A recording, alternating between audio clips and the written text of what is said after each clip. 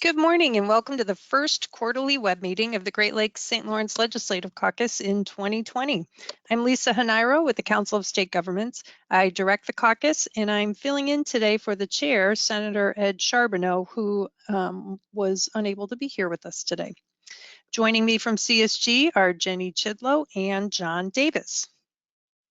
Before we get started, I want to briefly review the webinar technology. So that you'll all know how to interact with the speakers and with the staff here at CSG. First, this webinar is being recorded and we'll make the recording available later today on the caucus's website, and you see the address right there on the screen. You'll also automatically receive an email message from GoToWebinar to let you know when the recording is available. The agenda and the slide deck and also a resolution of the caucus are available right now on the handouts pane of the GoToWebinar control panel, and we'll post these items on the website too. You're all in listen only mode right now, and that's just to keep the noise on the line to a minimum, but we do want to encourage questions and comments. So after the featured presentation, we'll take questions from attendees. And you have three options for asking a question. First, you could raise your hand in the GoToWebinar control panel, and we'll see that your hand is raised, and then we can open your line to speak.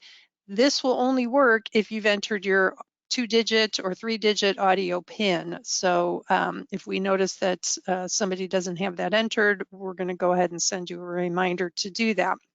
Second, you could type your question in the questions pane, and then we'll see it and can read it for the speakers to answer. And then the third option is you can email the question to me at the easy to remember gllc@csg.org. Note that if you are listening to this web meeting, but you are not viewing the slides, this is the only way you can ask a question, because we won't be able to call on you, or you won't be able to type a question in. Okay, now let's turn to the agenda. Our featured topic today is efforts to reduce nutrient pollution in the Great Lakes region. We'll hear first from Senator Andre Jacques of Wisconsin, who chairs the caucus's Task Force on Nutrient Management, which just wrapped up a conference call about 15 minutes ago. Next, we have two speakers from the US EPA's Great Lakes National Program Office, or GLNPO, who will share information on binational efforts to tackle the problem caused by polluted runoff and other discharges into the Great Lakes and their tributaries. We'll have time for a few questions after that presentation. The business session will start with a guest presentation from Darren Nichols, Executive Director of the Great Lakes Commission, and then I'll wrap it up with a preview of some of the upcoming events and activities that GLLC members can look forward to in 2020. And now I will turn the floor over to Senator Jacques to report on the action plan developed by the Task Force on Nutrient Management. Senator Jacques? Oh, good morning, and thank you, Lisa. So the Task Force on Nutrient Management is building on the work that began at the GLLC's 2019 Birkholz Institute for Great Lakes St. Lawrence Policy. The caucus has already adopted a resolution drafted by the task force, and very pleased that we're joined by Danielle Green and Dr. Elizabeth Hinchy-Malloy from the EPA Region 5 office today. The caucus continues to have this focus on nutrient management, and also looking at the Blue Accounting webinar later this year with the Great Lakes Commission. Just some fantastic work that Lisa, as well as Nicole Zaccarda from the GLC, have provided our task force as we've been moving forward. So in addition to the resolution that was drafted by the task force that was already adopted, we do have an action plan which we just finalized on this morning's call, and that will be forwarded to the executive committee for their approval. But I do want to thank my colleagues on the task force over the past several months. We have now 24 legislators, which also now, since the call in December, includes all state and provincial jurisdictions in the Great Lakes region, and they have been forwarding information to me and to Lisa for consideration for the action plan as we try to identify best practices and have a coordinated regional basis for how we can manage nutrients in order to keep them out of the water. The task force members are going to be continuing to work on model policy in the coming months with an emphasis on replicating successful state and provincial programs, as well as putting out the different ideas legislatively as to how we can accomplish that. I know there are a number of bills still in process as legislatures wrap up their winter and spring sessions. So we're going to be updating that list for legislators considering those as well. Please let us know what happens as your session wraps up. I know things are going fast and furious right now. In Wisconsin, we have a number of bills that passed out of one chamber unanimously related to our water quality task force, and we're hopeful that we'll be able to get a number of those through the Senate as well.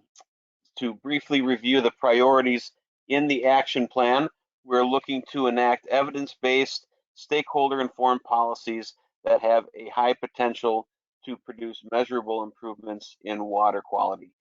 That could include things like producer-led watershed management grants. We're also looking to explore innovative programs that are intended to reduce nutrient pollution, consider a variety of innovative approaches for equitable, sustainable financing measures to reduce nutrient pollution, and to promote accountability for policies and programs and education about best management practices. Of course, that accountability piece goes directly to Blue Accounting, which I know a number of states are just now looking at how they can integrate that more completely in their obligations under the Great Lakes Compact, as well as promoting the role of state and provincial legislators in the oversight of progress on nutrient reduction programs, and examining drainage codes and updating those as necessary to reflect current and credible future conditions regarding stormwater and flooding. So again, would like to thank Lisa and Nicole for their assistance in keeping us on track in the task force, and we have a lot more work ahead of us, but with that, I will turn it back over to Lisa. Thank you, Senator.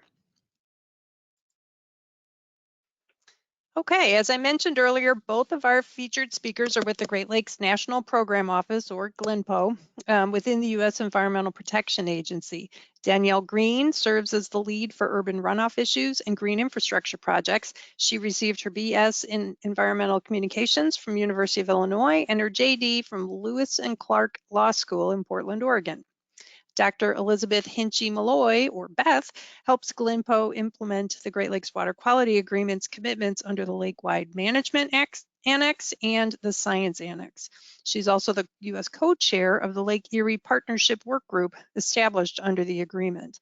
Beth received her BS in biology from the University of Notre Dame and her MS and PhD in marine science from the Virginia Institute of Marine Science at the College of William and Mary. Danielle and Beth, thank you for presenting on today's web meeting. And Danielle, we'll turn the floor over to you first. Good morning. Thank you so much. This is a wonderful opportunity, and we're really, really glad to be talking. If you can switch to the next slide, please. And the next one, please. Just to give you an overview of what we'll be talking about this morning, give an overview of the Great Lakes Restoration Initiative, and then hone in on focus area 3, which is about the non-point source nutrient reduction efforts. And then Beth will be talking about the Great Lakes Water Quality Agreement efforts on Lake Erie and the science priorities to address the HABs. So if you can please go to the next slide. Great Lakes Restoration Initiative really is a true partnership. It is EPA and 15 other federal agencies. We work really closely and are only effective because we have our partners in states and tribes, local governments, NGOs, academia, industry, all working together. GLRI started in 2010 at $475 million funding. After that point, we've generally been at a $300 million level annually. This year, I am thrilled that we were given $320 million funding level. All of this goes to all our partners to be able to do things that are above and beyond base funding that agencies and organizations are doing anyway, to be able to accelerate the protection and improvements needed in the Great Lakes Basin. Next slide, please. All of the efforts that have happened under the GLRI is captured in these 5-year action plans. It's required under Section 118 of the Clean Water Act. And every 5 years, we put out, based on a lot of public participation and engagement to develop those plans. The current action plan 3, which covers fiscal year 2020 through 2024, was just released on October 22nd of this year. So it is relatively fresh off the shelf. Next slide, please. Since the beginning, GLRI has had 5 focus areas. Focus area 1 is the toxic substances and areas of concern. Focus area 2 is invasive species. Focus area 3, which will be sorry for using the word again, of the rest of this talk, is the non-point source pollution impacts on nearshore health. Focus area 4 is on habitats and species. And focus area 5 works on foundations for future restoration actions. All of this information that I'm talking about, and if you want to look at history or see where things are going, is if you visit the website glri.us, you will be able to get a lot of information on any of these topics. Next slide, please. As I mentioned, the majority of this talk will be talking about the focus area 3, the non-point source pollution impacts on nearshore health. And the objectives for that are broken up into 3 elements. One is reducing the nutrient loads from agricultural watersheds. The second is reducing untreated stormwater runoff. Often that is in urban and suburban contexts, but it actually can be in any community. And newly broken out in the current action plan 3, is improved effectiveness of non-point source control and refining management efforts. That adaptive management, that science, that evaluating effectiveness has always happened. It was just kind of subsumed within both the agricultural watershed efforts and the stormwater efforts. And we thought it was really important to pull that out and show the importance and highlight the importance of the science as part of the adaptive management feedback loop for the program. All of our efforts really come down to the same goal of slowing down the water, soaking it up, and filtering pollutants. And that's what our efforts are going towards. Next slide, please. Under the action plan 3, as I said, there are a few new elements, and it has been broken out to be a little bit more transparent in that the effectiveness is really learning, getting our lessons learned, and then getting it so that the on-the-ground implementation can be more effective. Some of the new metrics that we've added is stream bank restoration to prevent erosion, and we have really ambitious targets for both phosphorus and stormwater reduction. Next slide, please. The next few slides really are, if you were looking at the action plan itself, this is what you would see. For the agricultural elements, we're looking at the measures and targets, ambitious goals for reduction of phosphorus, and then also looking at kind of the acres in management that we are working on, and the nutrient management in priority watersheds. Really ambitious goals. We have already looking to reduce 1.5 million pounds of phosphorus, and this is an increase from Action Plan 2. All as we see the on-the-ground issues, and we really are trying to ramp up to be able to better address these issues. Next slide, please. For the runoff reduction, if you look, our target is, we were starting at a baseline of 250 million gallons to be reduced over a year. We're putting that up another 100 million gallons. And these are really in strategic areas to be able to reduce the runoff and with the goal of improving the nearshore health. Also recognizing that actions on shorelines, on beaches, in riparian corridors, strategically selected for efforts really does make a difference and keeps those pollutants out of the near shore. Next slide, please. In breaking out kind of the effectiveness component and the research component into its own objective, this 3.3, we're looking at the nutrient monitoring and assessment activities and also stormwater reduction practices. What we're putting in place, is it effective? Is it working? Should it be modified so that we can protect our investment, use our dollars really wisely, and make a difference kind of on the environmental side? The other link for this is we're assessing the achievement under the Great Lakes Water Quality Agreements Annex 4 nutrient targets. How far are we getting? What are we doing? What else do we need to be doing? And looking at the effectiveness. This is really intended, there are places that under GLRI we're doing long-term science and monitoring. This is really intended to be able to give a snapshot so that to feedback loop so that on-the-ground actions can be more effective. Next slide, please.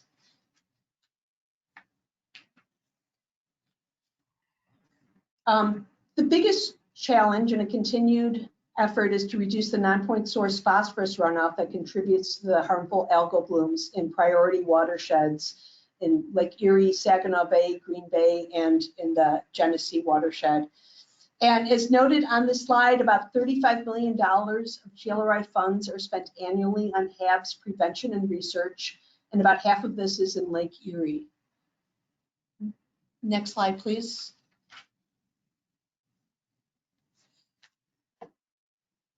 To be able to kind of dive in a little bit with some of the accomplishments and some of the accomplishments to date, this actually was from, a lot of the slide was from our public engagement series that we did in development of Action Plan 3.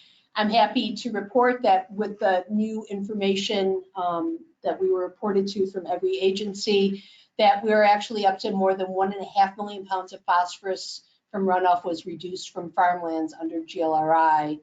We're looking at the cropland acres. We are, and though that may sound, the 1.5 million pounds may sound like a lot, and it is a big accomplishment, amount of reduction needed to adequately prevent HABs is much greater, up to 7 million pounds in Lake Erie alone.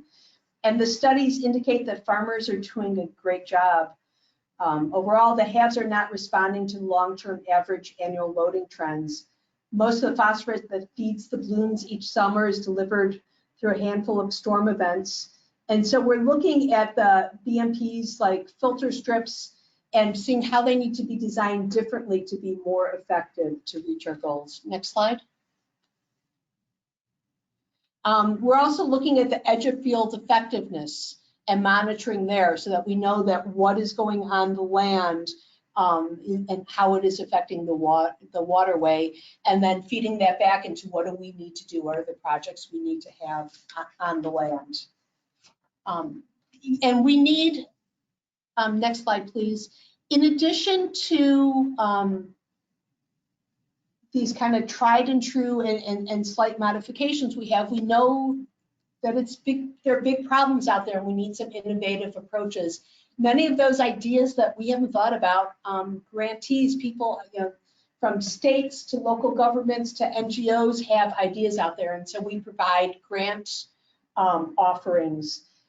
Recently, EPA had a request for applications where we included 3 target areas in categories for funding: the water quality trading and other market-based approaches for nutrient reduction, nutrient management to reduce nutrient runoff from farms, and accelerating adoption of nutrient management through farmer-led outreach and education.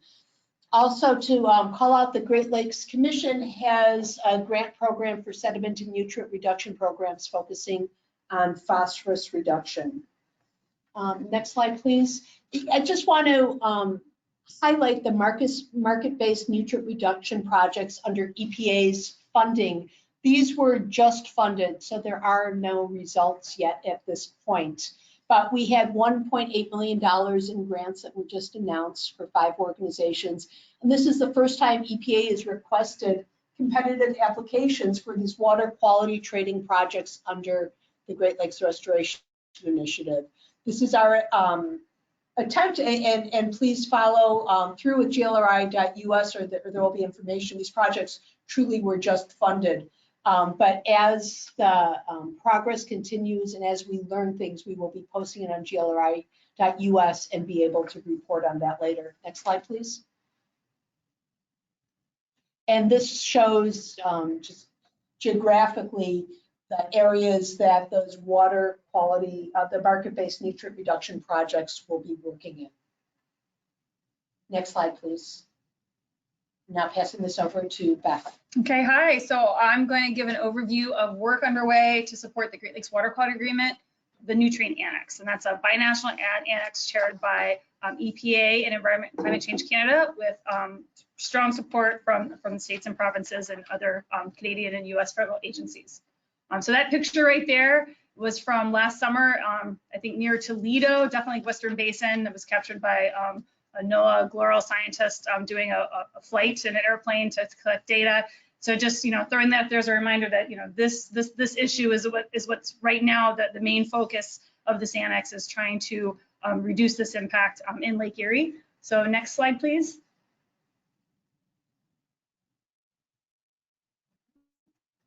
Okay, so the commitments in the Nutrients Annex of the Water Quality Agreement is to, in support and cooperation with stakeholders, First Nations, Métis, and tribes, the parties, which are the governments of the US and Canada, we'll be doing these 5 things. That's what we work on very closely together with. We are reviewing, revising, and developing updates if needed to the concentration and loading objectives for offshore and nearshore waters of the Great Lakes. And as I've mentioned, we've really, kicked this off with efforts in Lake Erie. I can let you all know, because I know you're a group of legislators, across the Great Lakes. There have been some funding to Lake Ontario to begin to collect some data with regards to loadings to help inform this exercise that will happen next in Lake Ontario, or a reanalysis of those loading targets there to see if they need to change. We are also talking with Wisconsin DNR. It's early days, but talking about how for the target setting practices that may happen in Lake Michigan, that's probably more likely going to be a US, with Wisconsin, Michigan kind of conversation, or with states conversation, not involving the Canadian government necessarily. And we're also very aware of the concern out there that for the other lakes beside Erie, there definitely needs to be, consideration of offshore nutrient concentrations that are needed to support, the food web. So that's certainly, an important thing that's being brought to the table. How do we balance, improving nearshore conditions, but maintaining enough nutrients in the offshore water? So again, focusing back on Lake Erie, the parties work to look at the loadings data and establish allocations by country, and then using those allocations to set targets in priority watersheds to, again, improve in Lake Erie the harmful algal bloom situation and the deep water hypoxia in the Central Basin, which is that low oxygen bottom water called the dead zone. And then once the annex, agreed to the targets, we developed action plans, and I'll be talking a little about those. And then, of course, there's an investment to monitor and report on progress with our partners, such as the Great Lakes Commission. So next slide. Okay, so just taking a step back and looking at the lake ecosystem objectives for Lake Erie under the agreement, we want to have waters that are fishable, swimmable, drinkable, touristable, and right now we don't have that situation all of the time. So we really want to improve upon this condition so that we don't have the massive harmful algal blooms, the fish kills associated with that, and the upwelling of hypoxic water. So this is what's driving all of this collective work. So next slide. So this is the brief note on the binationally agreed upon phosphorus load reduction targets. Canada and the US officially adopted these targets that you see on the slide for Lake Erie in February of 2016. And just a quick summary of what the targets mean. You can see that to minimize harmful algal blooms in the Western Basin and in the nearshore areas of Lake Erie where HABs occur. The target was to reduce spring phosphorus loads for the Maumee River. And we focused on the Maumee because that really drives the large Western Basin bloom. But there's other nearshore priority tributaries, especially on the Canadian shoreline, that had some really localized blooms. So those were also a focus. So the goal would be to reduce phosphorus loads by 40%. And we would do that in the spring. And by spring, we mean the March to July window, which is a critical time of the year when excess phosphorus does feed those blooms. And as I mentioned, the Maumee River in the US is one of the 8 nearshore priority tributaries, and again, the main contributor. That's why you hear so much about it. Then second, to address hypoxia, which is that dead zone of the Central Basin, the total annual load of phosphorus to the Central Basin also needs to be reduced by 40%. So to achieve that, we need to reduce over 3,500 metric tons from all the areas that drain to the Central Basin. And that does include portions of the Western Basin and of course the Detroit River Huron-Erie corridor system. And that load is allocated between the two countries, Canada needing to reduce their load by 212 metric tons, and again, the US load by 3,300. And at this time, there are no targets for the Eastern Basin. On Cladophora, nuisance algal growth is a big concern there. There's been a lot of science, a lot of monitoring, some modeling in progress to help inform potential target setting. But we are hopeful that the load reductions that we're applying to the Western and Central Basin would certainly be expected to reduce the Cladophora growth as that reduced nutrient loading water moves to the Eastern Basin. Okay, next slide. Okay, so I'm going to talk a little bit about the domestic action plans that were developed by the parties, and it was, really exciting to hear about your task force, just releasing today or finalizing today, I guess, your action plan. This will be another important tool that we'll add to our pot, and I'm really looking forward to reading what you've pulled together and then sharing it with our U.S. co-chair for the agreement, who's on maternity leave now. Santina Wortman is a name you've probably heard of. So I'm presenting on her behalf, but I think this will be great news for her coming back to the office to have that plan to read. So in 2018, the United States and Canada released their domestic action plans, and that really outlines the strategies that we're going to be using binationally to implement those targets that I just discussed. So in these plans are descriptions of the specific measures that each jurisdiction will be implementing with its partners to achieve those targets and hopefully, ultimately curb the growth of algae that's threatening the ecosystem and human health. The domestic action plans are rooted in robust science and the result of extensive collaboration with many partners around the basin. There were engagement sessions that were held with stakeholders. There was online engagement held on both sides of the border. So we really tried to bring a lot of stakeholder input into these plans. And as you can see on the slide, there's one Canadian plan. There are 5 US plans, making 6 in total. There will be plans that are going to be the commitments to update these plans every 5 years. But I can let you know that Ohio has already updated their domestic action plan for 2020, and that plan's available on the Ohio EPA website. And that plan was released to support Governor DeWine's H2 Ohio plan, which was just issued last November. So next slide. Okay, and this is just a summary of the U.S. domestic action plan, which really serves as an umbrella for the state plans. So each state in Indiana, Michigan, Ohio, and Pennsylvania have their own state plan, and New York actions and other U.S. federal actions are captured in what we call the U.S. DAP. So I think that might be the next slide. If you go to the next slide, yeah, that's a screenshot of the cover of our U.S. action plan for Lake Erie. It's available on EPA's website, and you can see it's a collaborative effort. All the other agencies that fed into this are listed there on the right. And again, it's that overarching plan, really issued in part because the magnitude of our reduction in the U.S. is significant. As I mentioned earlier, and Danielle mentioned, our load reduction is equivalent to 3,000 metric tons or 7.3 million pounds of phosphorus that need to be reduced to achieve these targets alone. And the targets, we realize, are just going to get us part way. So successful implementation of these plans are going to require broad support, coordination, and collaboration amongst agencies, the academic scientists, government scientists, private industry, and citizens. And all of those groups that I just discussed have a role to play in contributing to the restoration of Lake Erie. And it's really great to have something like the Great Lakes Restoration Initiative here in the U.S. to help, fund these actions. And in Canada, they have, I think it's the Great Lakes Protection Initiative. So it's nice to have the funding to support the actions that are identified. So I think the next slide, if you go to the next slide, This is just a big collage of a suite of US programs that are being implemented federally and at the state and local level. I'm not going to spend a lot of time on it because I know we are a little short on time, but basically it's to emphasize that in the United States, we're relying on numerous federal, state, and locally led programs and initiatives to receive the reduction goals. There's a lot of ongoing collaboration between Ohio, Michigan, and Indiana to coordinate and collaborate on planning and implementation actions where possible in that western basin of Lake Erie. All 3 states are implementing key approaches in their domestic action plans that pretty much touched on a lot of the actions that the GLRI is investing in, whether it's enhanced agricultural land management practices with technical and financial assistance to the ag community. The plans focus also on urban-based point source nutrient reduction efforts that work primarily through existing regulatory programs. There's efforts being spent on restoring the natural hydrology and ecosystem functions. Again, focusing particularly on watershed nutrient management planning and wetland protection, restoration, and enhancement, as well as the commitment to monitor and track progress. And like I said, many of these efforts are supported by federal partners and funding through the GLRI. Next slide, please. This is just a very high-level overview of the Canada-Ontario plan, which is the federal provincial action plan that Canada has issued to, again, identify their actions to reduce phosphorus to meet these targets. There are 128 actions identified in that plan. 2 federal agencies and 3 provincial agencies are leading this effort, but they have been incorporating numerous other partners, including their conservation authorities, municipalities, agricultural associations and groups, and NGOs. Next slide, please.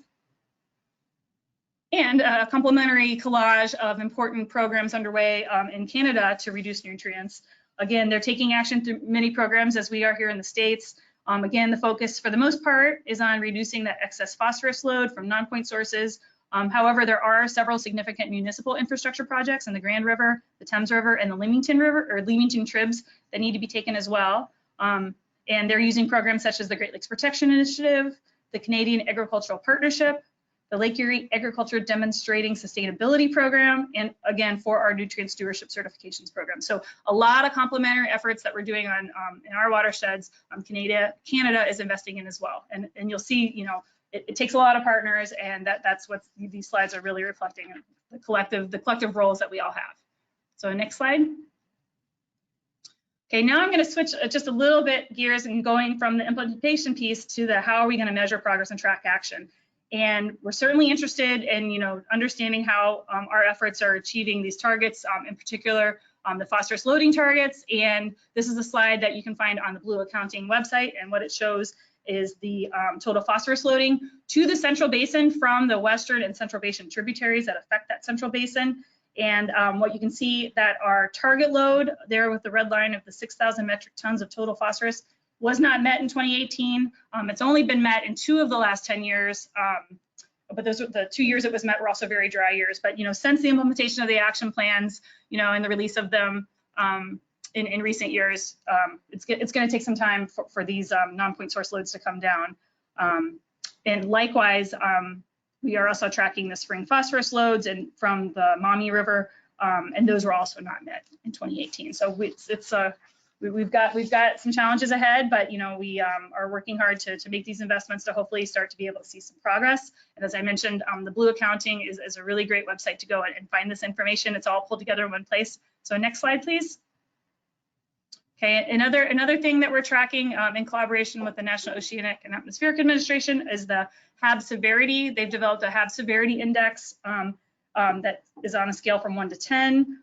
They issue a seasonal HABs forecast at the start of the summer that kind of lets parties know what kind of intensity we think we're going to have with regards to HABs, based on the spring loading and the forecasted, precipitation that we expect to have of that season. And then they also, at the end of the season, put a seasonal summary out, which is what is shown here.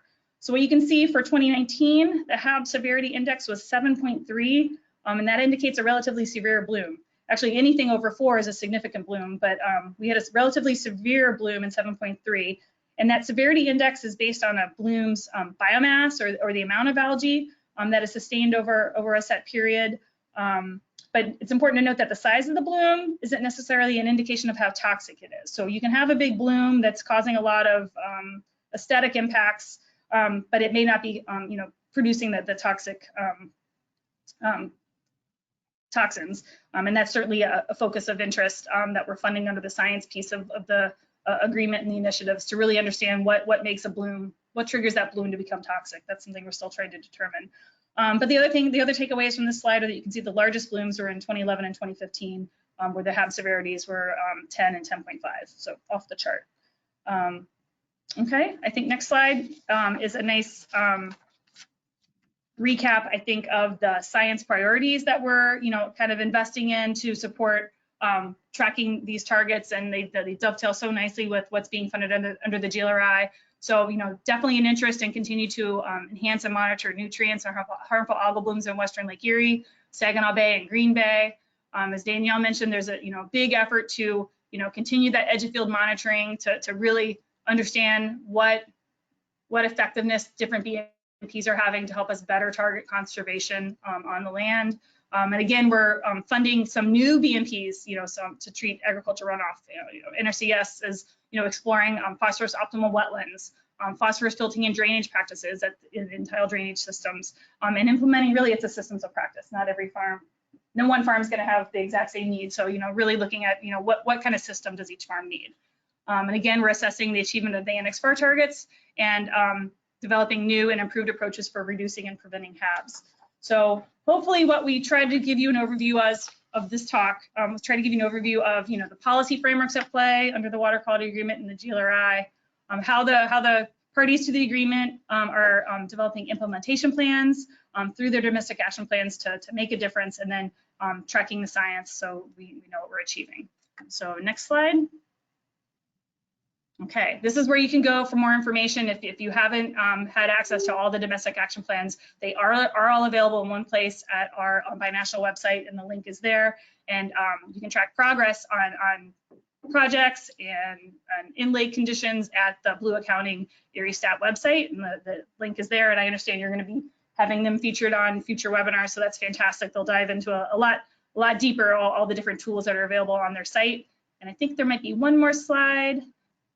Yeah, this is just a screenshot of that Blue Accounting where, as I mentioned, it's a one-stop shop where you can go and, check on the things like the HAB severity, the phosphorus loading for the year, land that's been put into conservation there, but they also have a lot of other really important materials. And again, it's all pulled together for you, so you don't have to go to every different state and federal website. So thanks, Erie Stat. Okay, that should be our last slide. And then I just have, you go to the next slide, it's contact information for myself and Danielle. If folks have anything they'd like to learn more about, we're happy to take questions now too. So thank you. Great. Well, thank you both very much for that presentation. Jenny, would you please go back to the previous slide? Thank you. So this target at the bottom, or the metric tons of total phosphorus reaching Lake Erie in 2018, the target is 6,000 metric tons. So if I do the math, it sounds like the 3358 is what the US target is for reduction.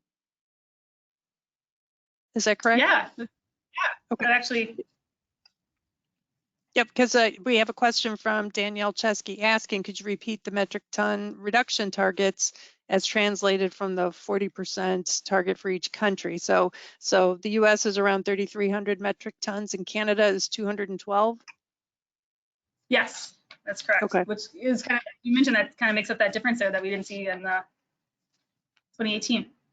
Yep, and then I would add to that question and ask, how, since these targets were identified, how are we doing? Do we know what the reduction has been so far in metric tons, just for comparison? Well, I think that go back to the bar graph. I think that's where it's captured. So we had the provisional loads.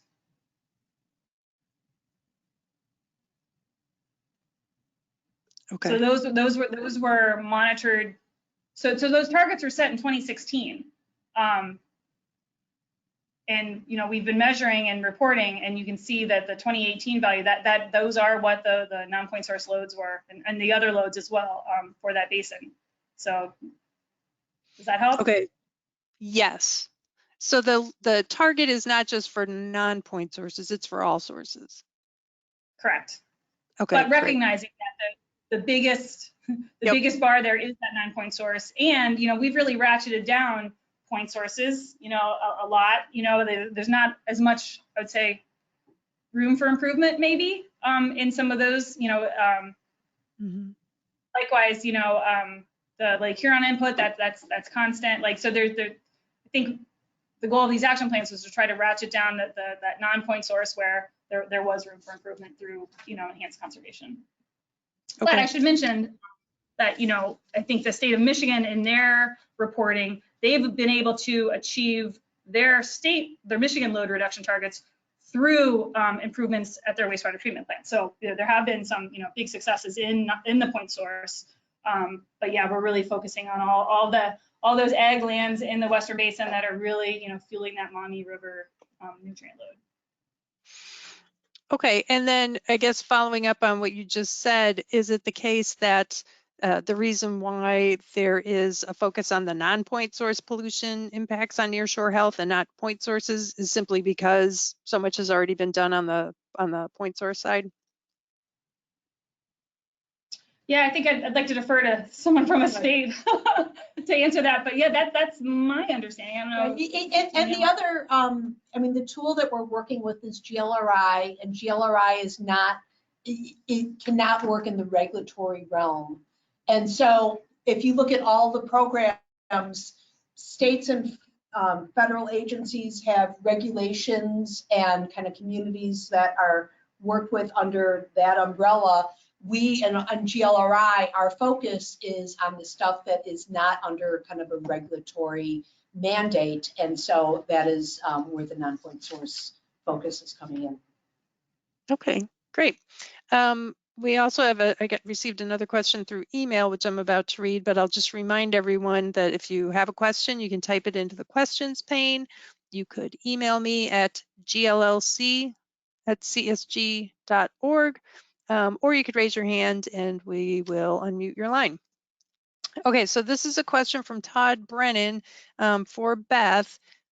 You mentioned setting loading targets for priority watersheds and that you had started talking with Wisconsin DNR about addressing Lake Michigan, but need to consider offshore nutrients in offshore. So the question is, why isn't there a targeted effort for Green Bay, which has a TMDL and is arguably a simpler process rather than waiting for an entire Lake Michigan effort? Does that make sense? Thanks. That's a great question. Yeah, no, it's a great question. And thank you, Todd, for that.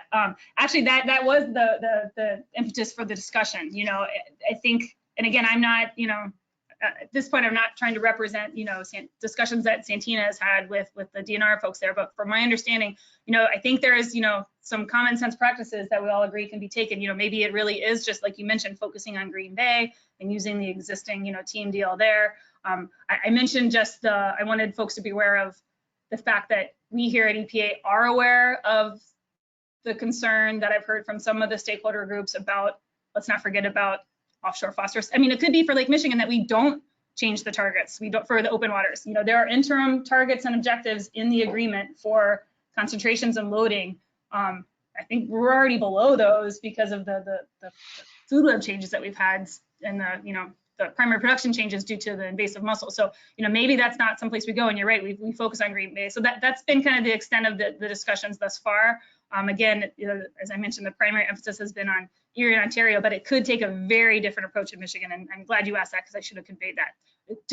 I think folks who are attuned to what's gone on in Lake Erie are just under the presumption that the exact same approach would be taken in the other lakes, and that certainly is not necessarily the case. So thank you for that. Okay.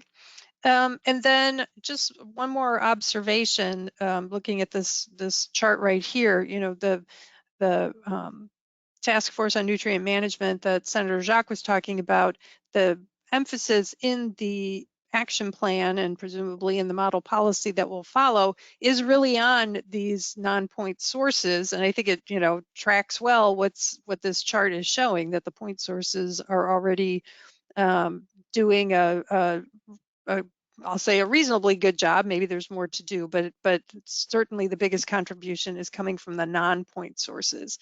And have either of you seen any any polling data or anything to indicate whether people really understand the difference between the two or the differential impacts? I know just in our conversations in the early stages of the Burkholz Institute that we did, there seemed to be a perception that the point sources were still significant contributors, or that urban areas were the culprit, if you will. And I'm just wondering if you've encountered the same thing, and if you have any suggestions for how to get the word out to people that the area that really needs the most concentration would be these agricultural lands. Yeah, that's a good question. I don't know the answer. I'd love to defer to, some of our state agency partners that work with us on the nutrients annex, because they're really more on the front lines with engaging with their stakeholders on their state plans. So that, I think I'd have to get back to you with an answer on that.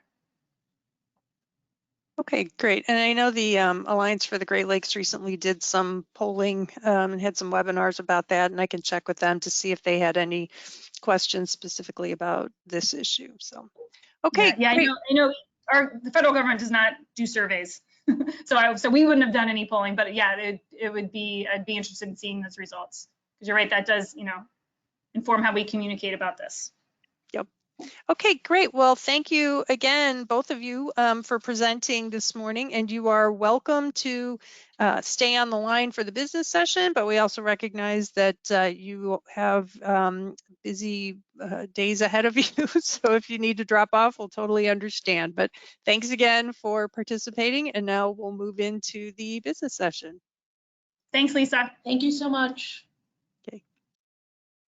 All right. Well, Jenny, can you move on to the next slide? Okay, we have 2 items on our business agenda, starting with a guest presentation from Darren Nichols on the ongoing effort to reconnect Great Lakes states and provinces with the Great Lakes Commission. Darren, are you there? Hey, good morning, Lisa. Good morning, everyone. Excellent, you have the floor. Go ahead.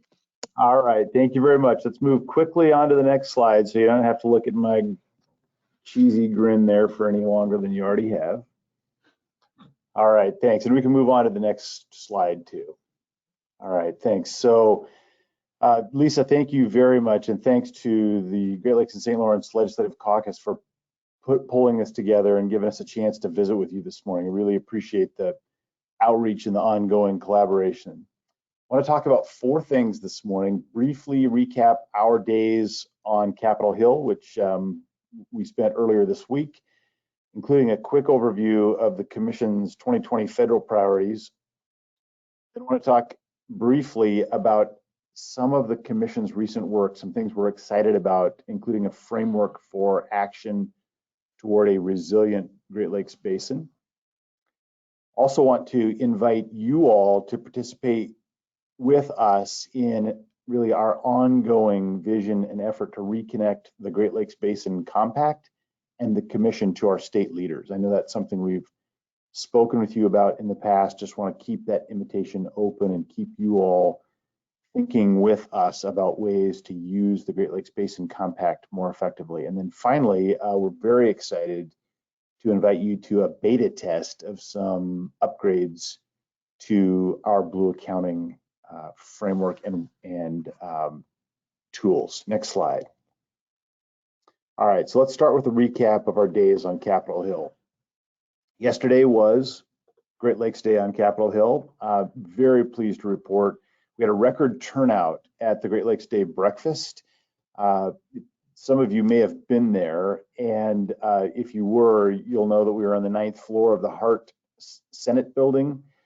Beautiful view out over the Capitol Dome and the Washington Monument, and we spent a couple of hours hearing from no less than 19 members of Congress and a couple of members from the Canadian Parliament and the Canadian Senate. So it was a record number of members attending the breakfast. It was also a record number in terms of overall attendees, and it was the first time that we've ever had representatives from the Canadian federal legislature. So really, in a lot of ways, this year's Great Lakes Day was just an outstanding turnout.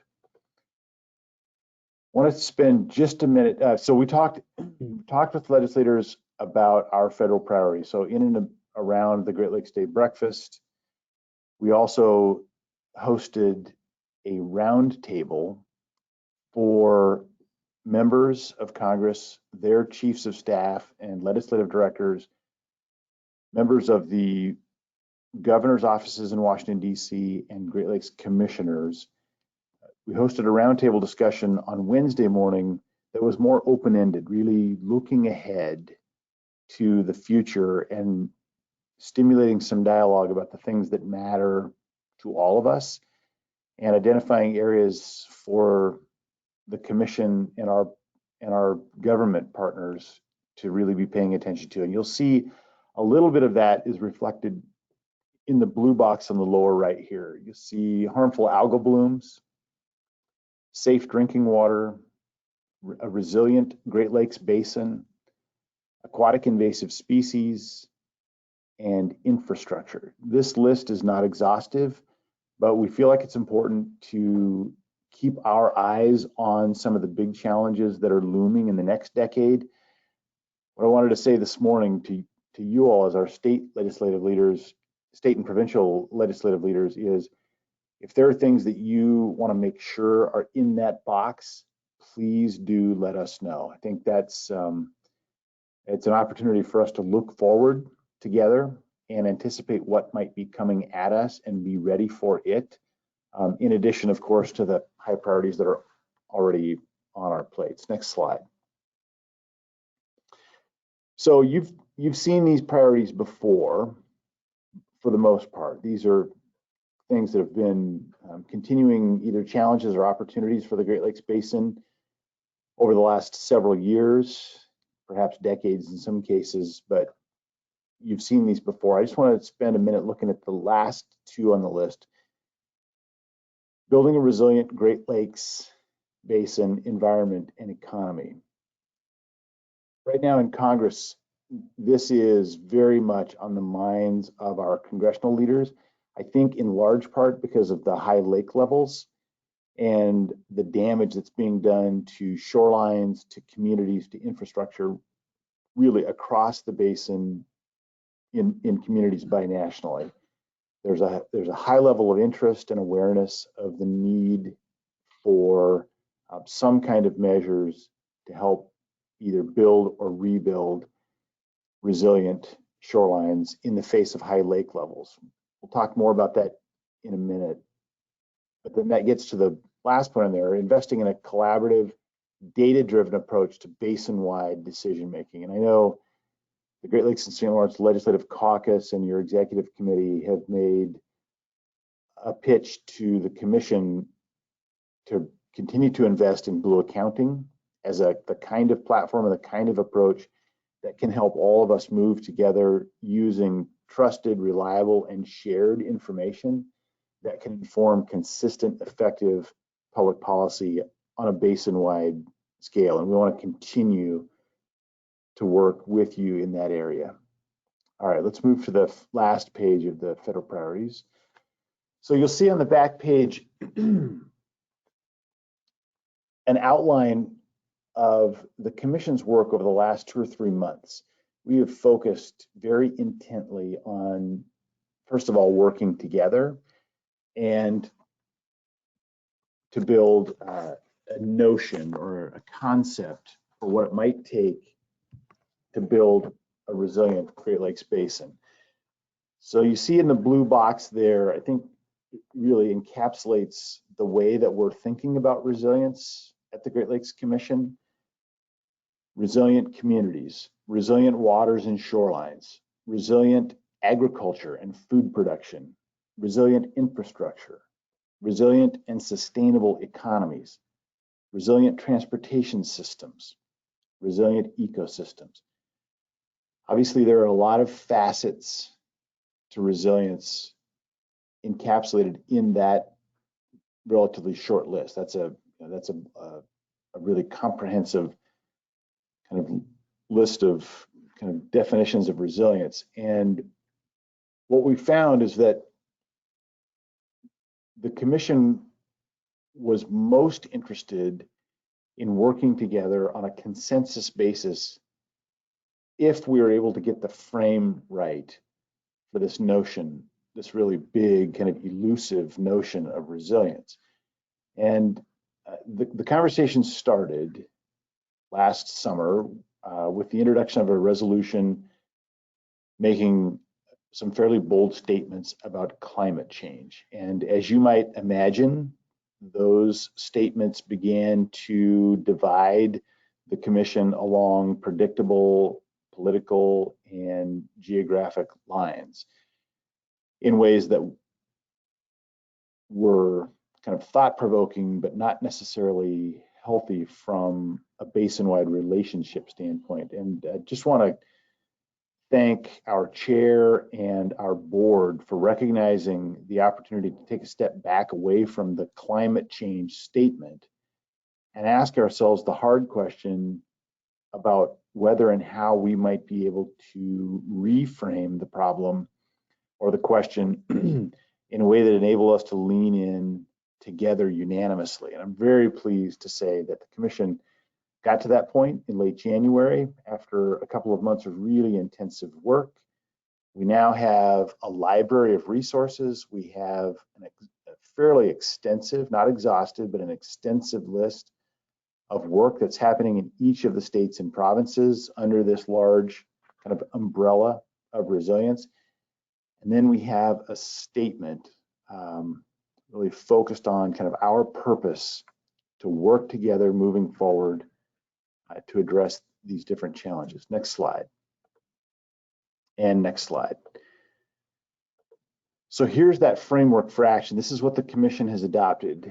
And what I want to say about the framework is that this is really just a snapshot in time, but it captures the commission's commitment to work as a body, but also to work with partners on what is a really big and multifaceted topic. So recommendation number 1 suggests that we establish a standing committee on climate resilience. We've done that. The commission has now appointed a standing committee. Recommendation number 2 recommends that we develop a common definition for resilience. And I think that's where it opens the door for the first opportunity for partnership. And I just want to pause here for a minute to say that we would welcome and encourage the Legislative Caucus to join with us in helping to outline a framework for understanding what resilience means and what it should mean for the Great Lakes Basin. That will not be an easy task.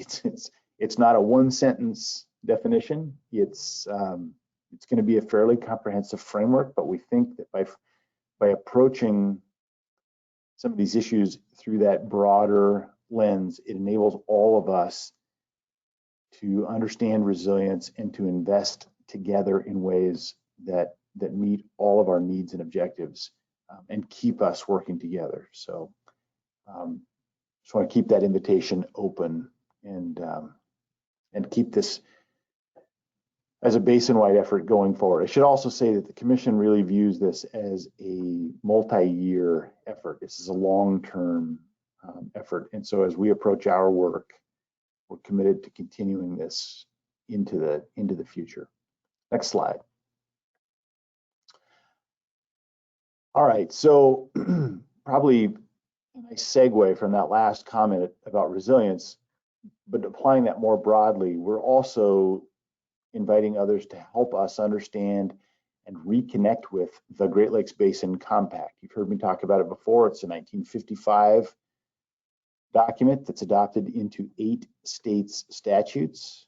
It's also adopted by the provinces of Quebec and Ontario through a declaration of partnership, and importantly, is adopted into US federal law by Congress in 1968.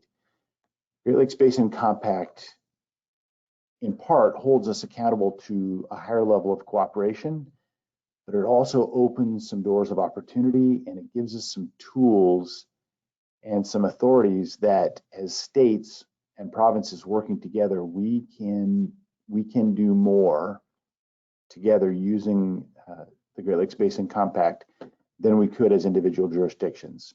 Next slide. To help us with that, kind of understanding what the compact is and what it could do for us, late last year, the commission received a really thoughtful assessment of the Great Lakes Basin Compact prepared by the Council of State Governments National Center for Interstate Compacts. Had a small team of kind of the foremost thinkers in interstate compact law and policy, and people who know how and where states have been able to use these kinds of agreements most effectively in natural resources and in other policy areas.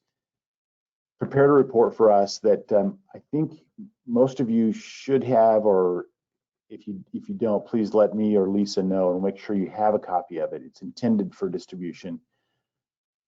Anyway, this lays out some areas of opportunity and some areas of need for the commission to focus on.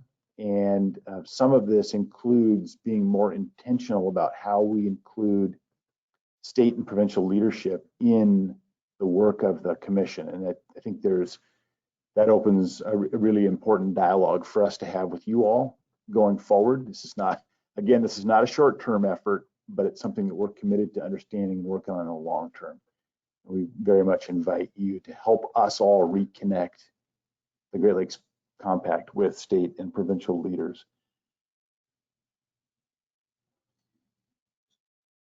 All right, next slide.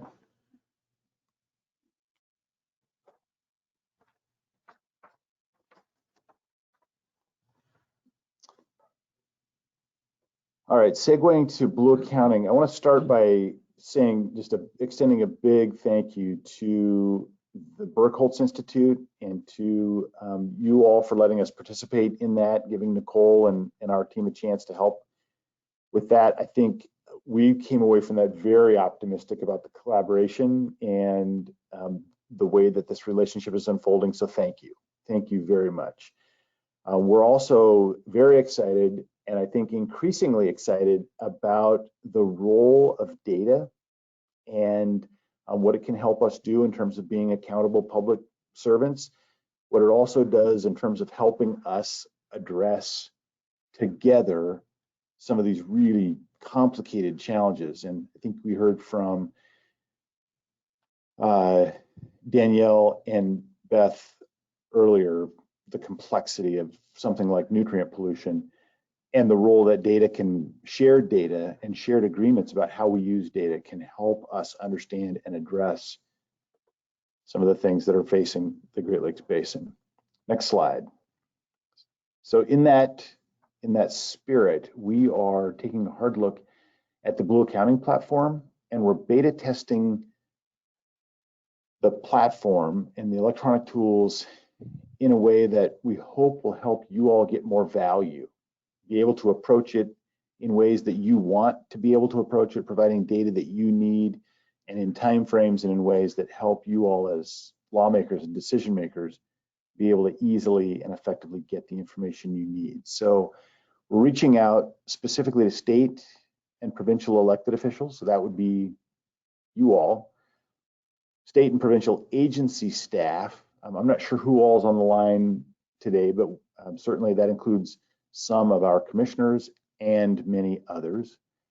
The Great Lakes Commission as a commission, as a body, and then other interested organizations. So that's a pretty long list, obviously, but we're selecting a small handful of folks to help us do a 30-minute walkthrough and kind of a real-time, real-life feedback session late in the week of April 6th. I'm going to turn to my colleague, Rhonda Willey, for the date or dates that we're actually looking at. Rhonda, do you remember which date we're looking at?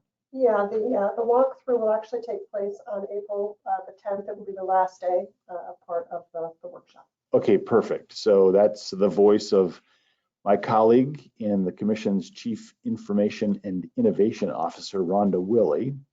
Rhonda will be leading us through that effort on April 10th.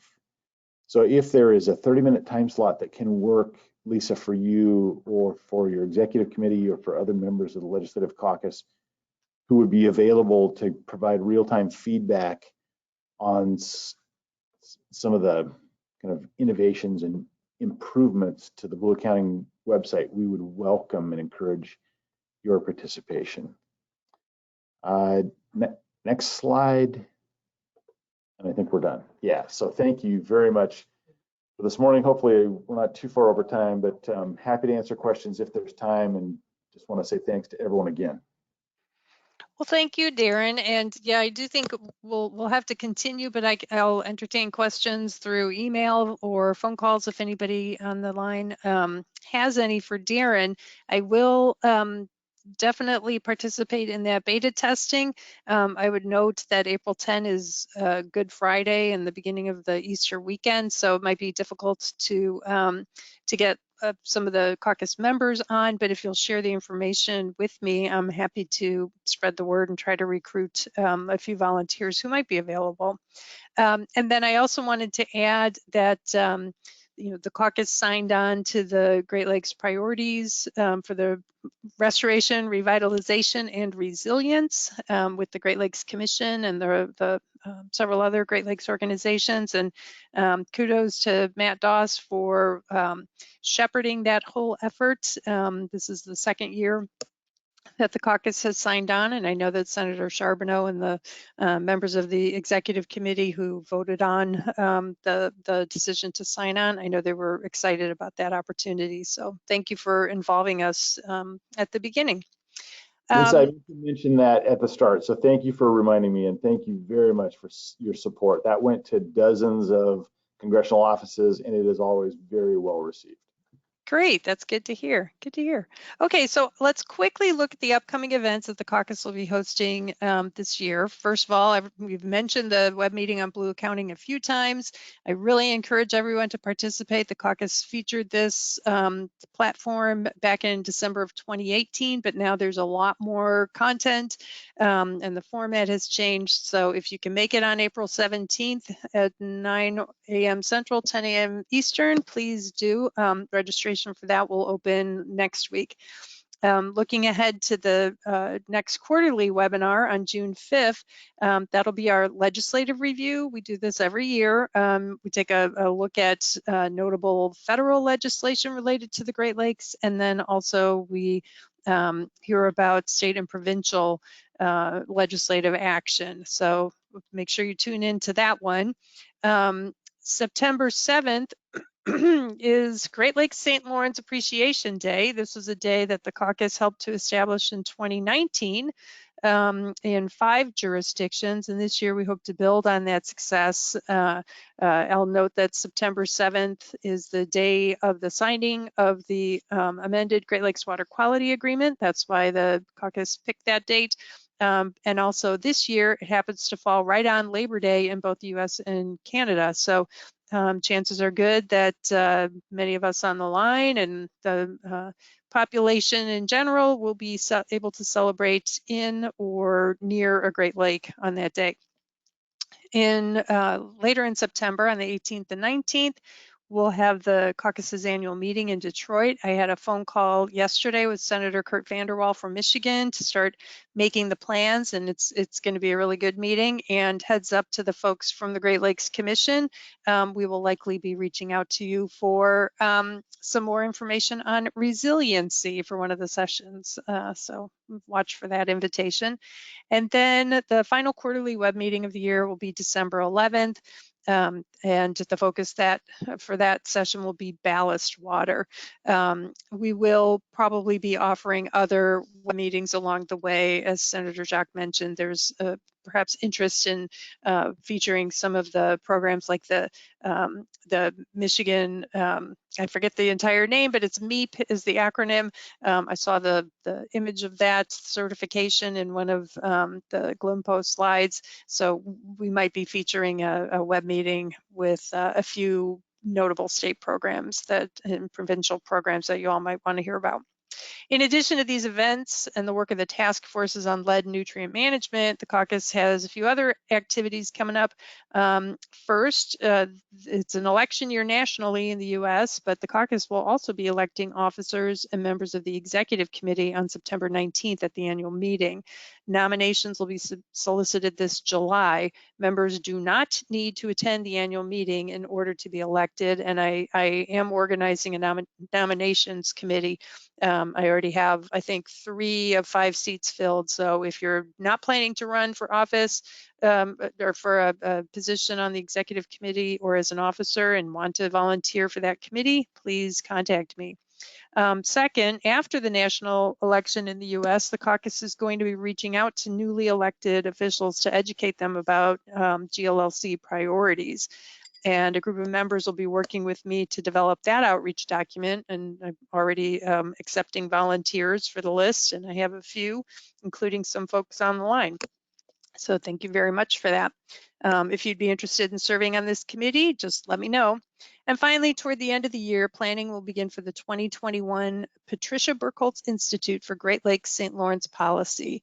The topic for the Institute will be decided at the caucus's meeting in September. And if the topic winds up being one of your policy priorities, I encourage you to consider joining the steering committee that'll organize the Institute, which will take place likely in the fall of 2021. And as we wrap up, I want to thank the Fred A. and Barbara M. Erb Family Foundation for its support of the caucus's activities related to nutrients. Today's webinar was made possible by the generous support of the foundation. Jenny, can you move to, thank you. And with that, thank you for joining us today. I encourage you all to mark your calendars for the GLLC's web meeting on Blue Accounting, which will take place April 17th, the same time. And again, watch for registration to open next week. I hope you'll all enjoy the weekend, no matter what your weather may have in store for you. This concludes today's web meeting. Thank you.